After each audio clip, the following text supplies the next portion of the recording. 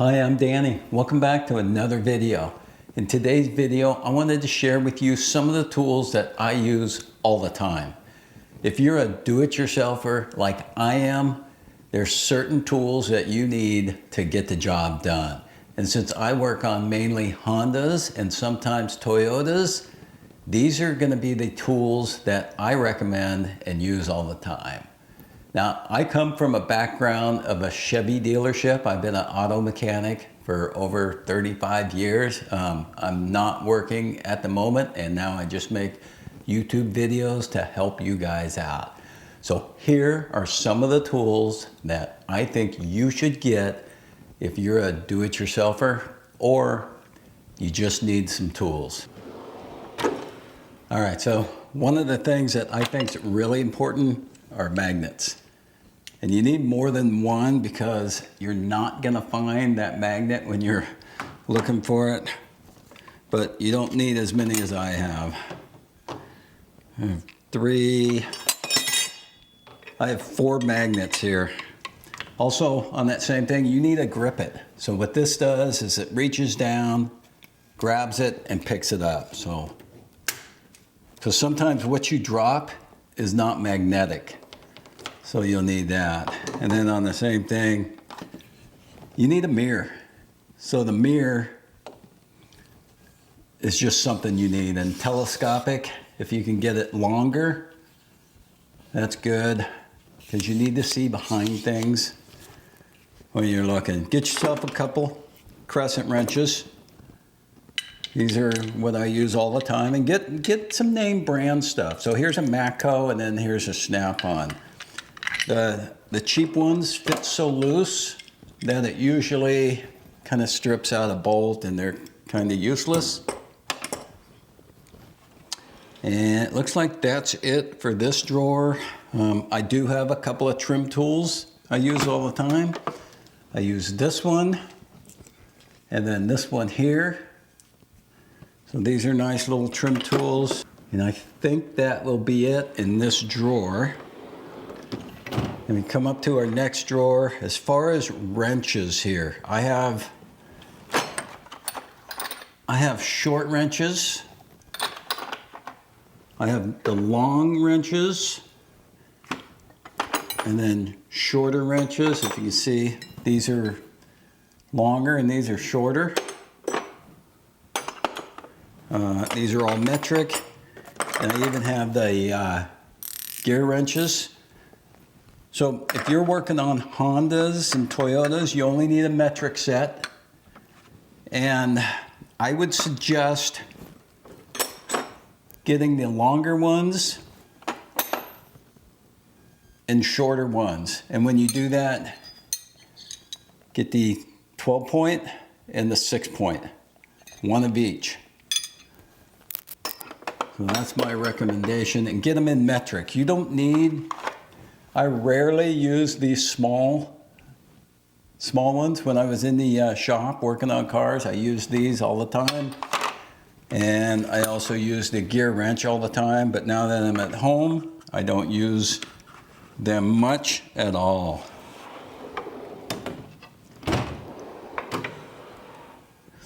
And now on my pliers, you're gonna need some sort of channel locks. Just a medium pair would be good. And oh, here's something. So I spent probably 40, here, let me get rid of these. Let me put these back in the drawer.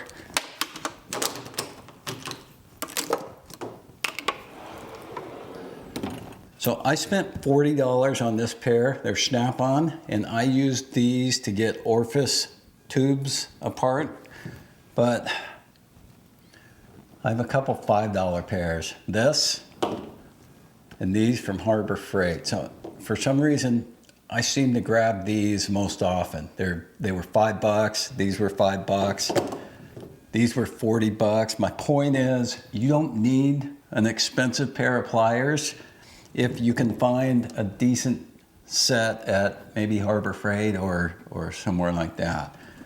I also have some needle nose pliers. You're gonna need some bigger needle nose. And then this is a must. So these are pliers, but if you look right here, they're thicker up here. And I have a cheap set that are Craftsman, and they're not thick like this, and I use the thicker ones all the time. So, some sort of oil filter wrench if you're going to do your own oil. And then these are cutting pliers and crimping pliers all in one. And boy, I use these all the time. I just got these recently from ProLogics. So they're wire strippers here.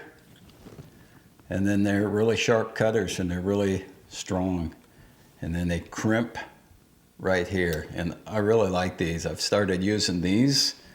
But if you don't want to spend the money, just any kind of wire crimper cutter tool. This is a hose tool. This helps when you get hoses off. You stick it in the hose and it just kind of pulls it off. I use this all the time too. You can pick up all this stuff on Amazon. I don't think this is a name brand either. This is just a cheap one, but it works just fine. And you're gonna need, oh, here was my Craftsman pliers. I want to show you the difference. So that's the difference in the nose, and that little bit of difference makes a big, big difference. So let's go to our next drawer. Oh, let's get rid of these. Put these back in.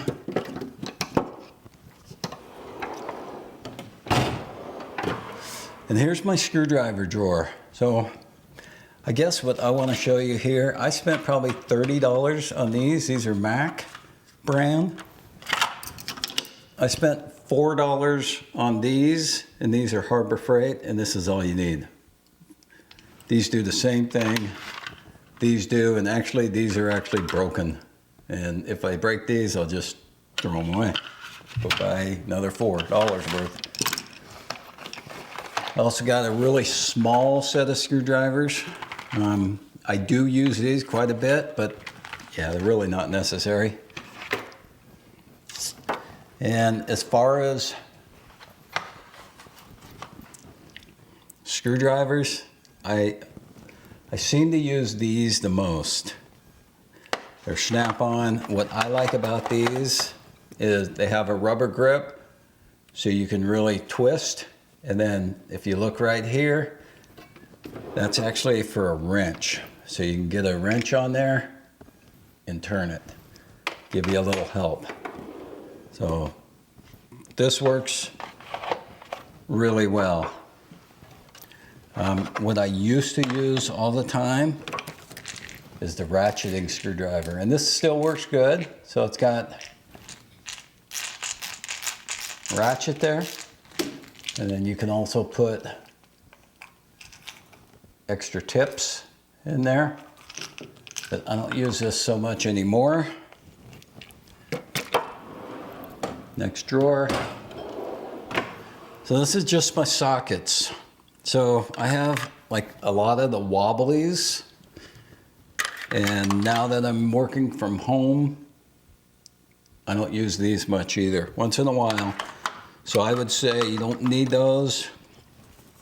I also have a set of these wobblies. These are a little different because they bend a little bit further, but you don't need those either. And if you look at, I have a little set of Craftsman. So these are like 12-point. You don't want 12-point sockets.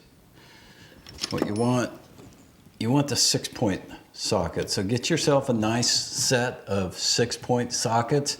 You'll be much happier and your knuckles will thank you.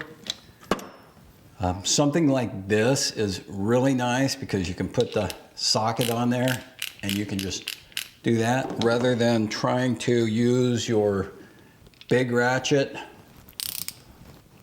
like that. And I like the ones that the head swivels. It just gives you more versatility on that. So if you can get one where the head swivels, you're going to be better off. And then as far as like my deeps, I do have a bunch of deep sockets too. You're gonna need deeps, and look, they're 6-point again. These are name brand again. And then you'll need some extensions. So I've got a lot of extensions, all different sizes. There you go. There's 2. These are all snap-on too. They're a nice set, but the Craftsman set works just fine. And then a spark plug wrench. So I've got a couple. This one swivels, and then this one's just a straight one, but that's a snap-on. It works really well. It works a lot better than any other one that I've ever used.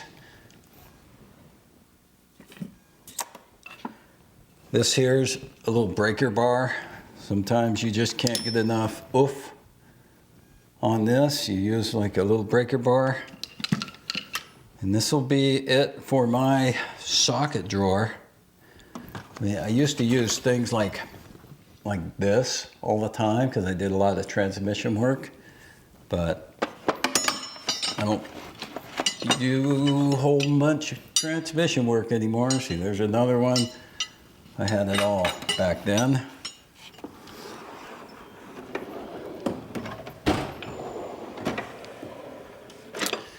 And then once again, here's some more sockets, and they're all 6-point.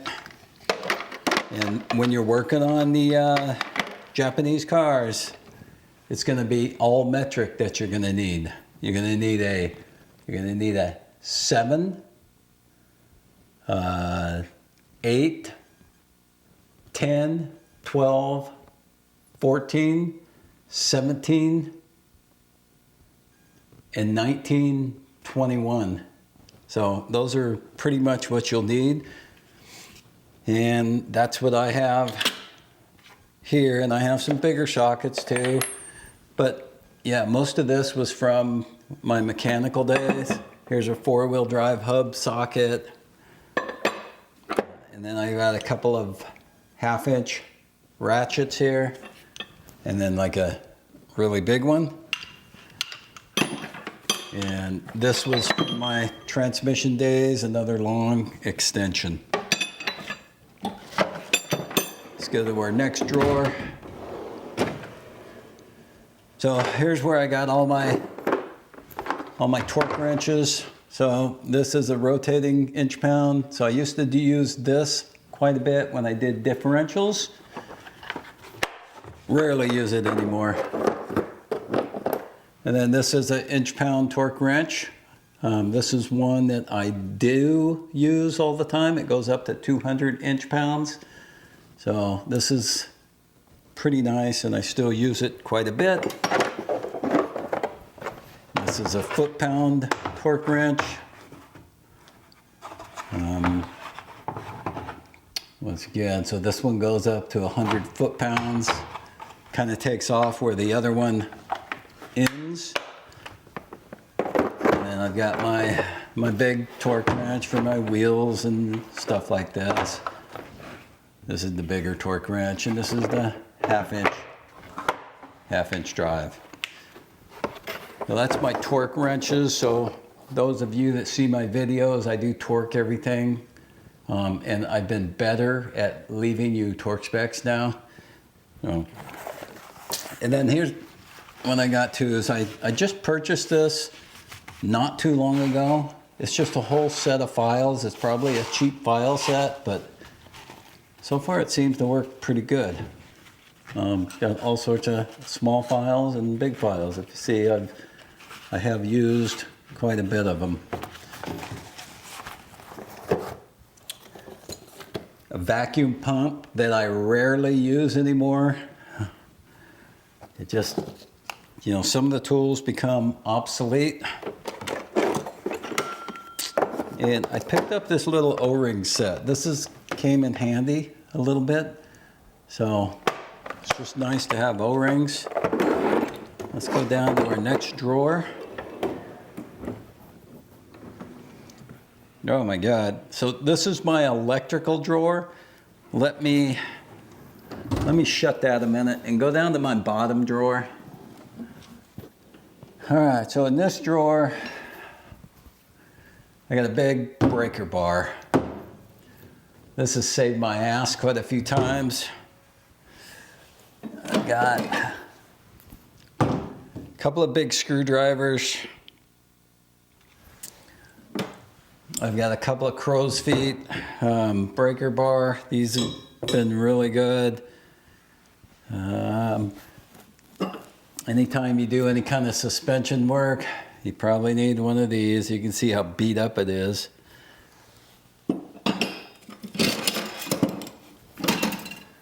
This is a chain.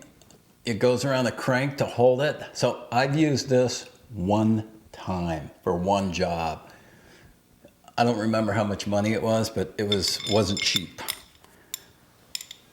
So that's kind of what I'm trying to get to you here, is trying to get to you that you don't need to buy every tool. I used to have steering wheel pullers, just all sorts of stuff. I still have them, but they're not in my box anymore. They're in just a tub. So that's it for the bottom drawer here. I don't see anything else that's really exciting. Oh, let me get these put back in the bottom drawer. And we're going to come back to this drawer at the end. So that's an exciting drawer. Here's my junk drawer. So not much going on here, just a bunch of junk, dielectric grease, anything that I really don't have a place, and I just put it there. Same thing, pretty much another junk drawer. Bunch of chisels and punches. Another pocket screwdriver. I have a ton of these because I can never find them. All my feeler gauges. I've got a lot of these, and they're probably scattered in a couple different drawers, as you'll see. Drill bits. Oh, here we go. Some more feeler gauges. So these are for adjusting valves. That's what I used them on last. And, you know, I bent a few just to make them work. But these actually were good, and they're really cheap. Feeler gauges are cheap. Some more drill bits. I got some air conditioning tools, thermometers. So I just used this in one of my videos.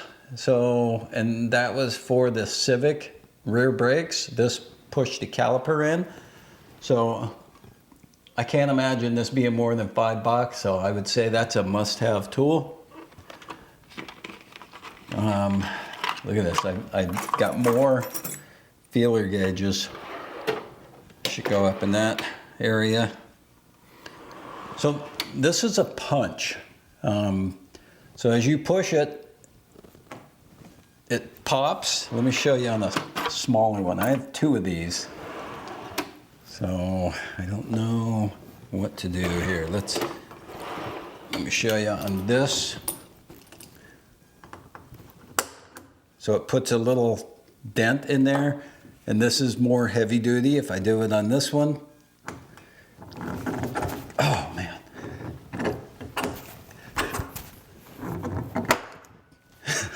Hear the difference?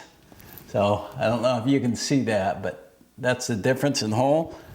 So I bought this one just because I love this one so much. I needed a heavier duty one. This was like $60. So works for me, but you may not need it. And then this is another brake tool. It's a depressor, so it goes in there and it pushes out the caliper. Put the brake pads in there, you twist it, pulls out the caliper. Must have if you're doing brakes. It's a lot easier than using the channel locks.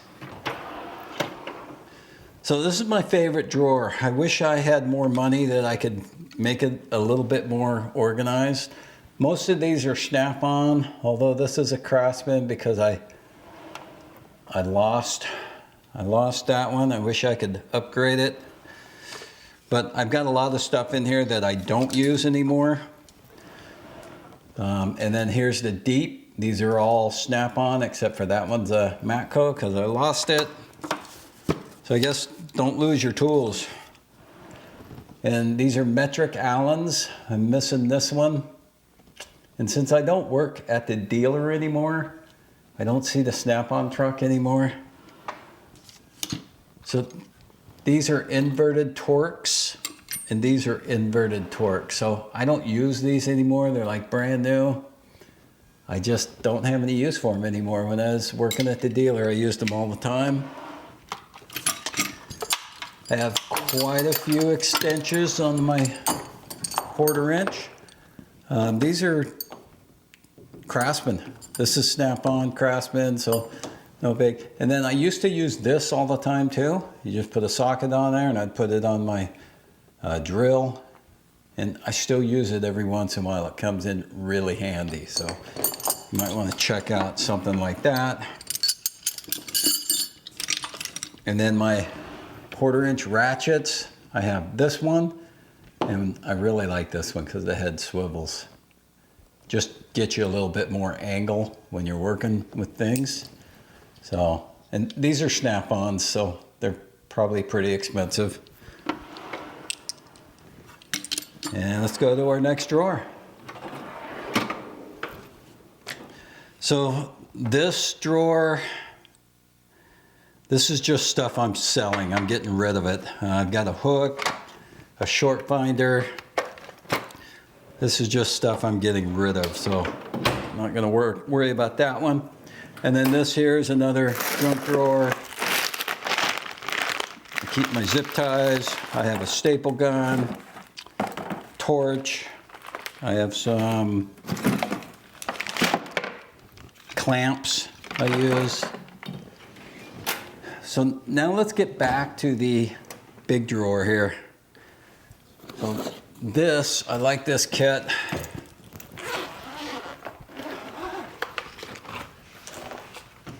Right here. It just has all your connectors for electrical. Nice kit.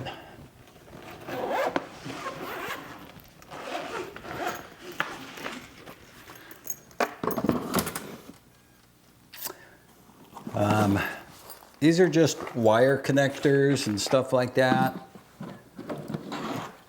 This is my power check, ANOVA. I've actually done a couple videos. Well, I've done like 4 or 5 videos with using this thing.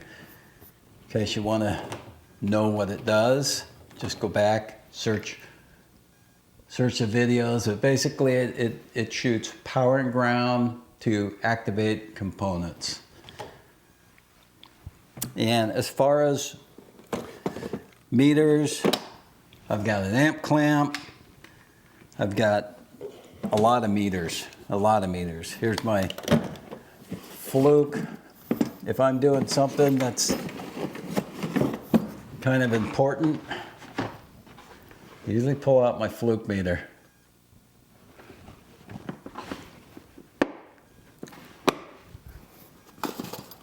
One more thing you're gonna need here. You're gonna need a test light. You don't need 3, but you will need 1 test light.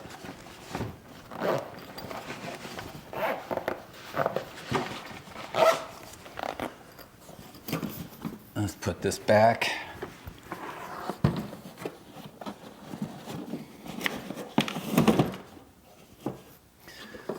So a lot of this stuff, this is a scanner. This is a $30 scanner. I did a video on this and it's on my channel. This is another scanner. This is a tire pressure monitor. This is another scanner. Whoop.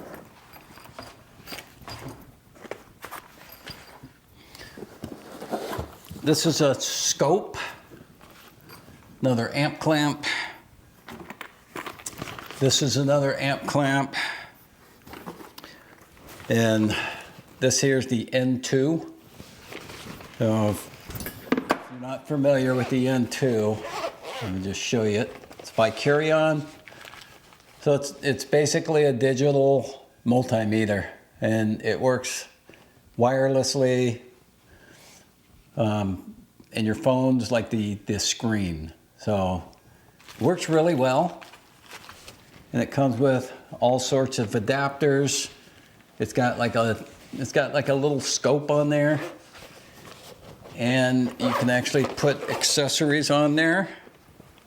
Let me show you the accessory. So this is also by Curion,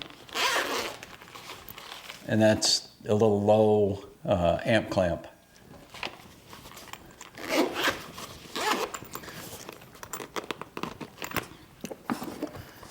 Put that aside. And this little scope, I just bought this off Amazon. So it's just a small scope when you need a scope. Seemed to work pretty good. I haven't used it in a while, but looks like the battery's still good, and that's what it shows, frequency. And it auto adjusts, so you don't really have to set it up. But that seems to work pretty good. I like that purchase. It was only 35, 40 bucks, maybe even less, I forget. But it's a pretty nice little scope.